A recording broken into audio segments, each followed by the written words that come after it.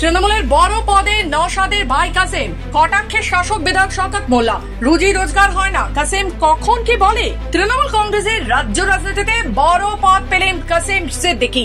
সোমবার দলীয় প্রেস বিবৃতিতে জানানো হয়েছে তাকে রাজ্য কমিটির সাধারণ সম্পাদক পদে নিযুক্ত করা হয়েছে। তবে এই নিয়োগ নিয়ে শুরু হয়েছে রাজনৈতিক চর্চা।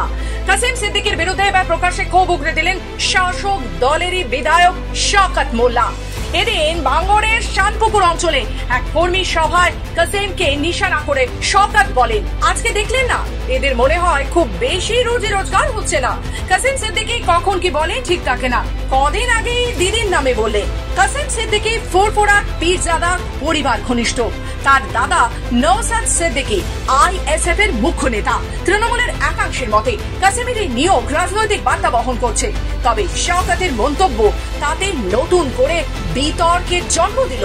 তাই আমি সকলের কাছে আমাদের অনুরোধ, আজকে দেখলেন না, এদের মনে হয় খুব বেশি আর রুজি রোজগার হচ্ছে। কাসেম সিদ্দিকী কখন কি বলে, কদিন আগে দিদি। দেখুন, ডেমোক্রেসিতে অংশগ্রহণ করা, ভোটিং সিস্টেমে অংশগ্রহণ করা, ইলেকট্রাল পলিটিক্সে অবশ্যই দরকার বলে আমরা অনেক আগে থেকেই রাজনীতির ময়দানে এসেছি। আস্তে আস্তে আমার পরিবারে অন্যান্য আরো যারা পিছিয়ে যারা আছেন তারা আসছেন, এটা আমি স্বাগত জানাচ্ছি।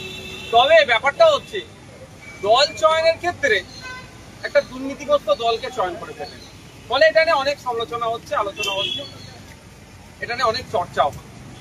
এতটুকু বলবো যে যে দলটাতে উনি নাম লিখালেন সেটা একটা দুর্নীতিগ্রস্ত দল, যেই দলের অপদার্থতার জন্য, যেই দলের ব্যর্থতার জন্য, নোংরামির জন্য, চুরির জন্য যে 26,000 চাকরি বাতিল হয়েছে, তার মধ্যে অনেক যোগ্য আছে, আজকে যোগ্যগুলো রাস্তায় বসে।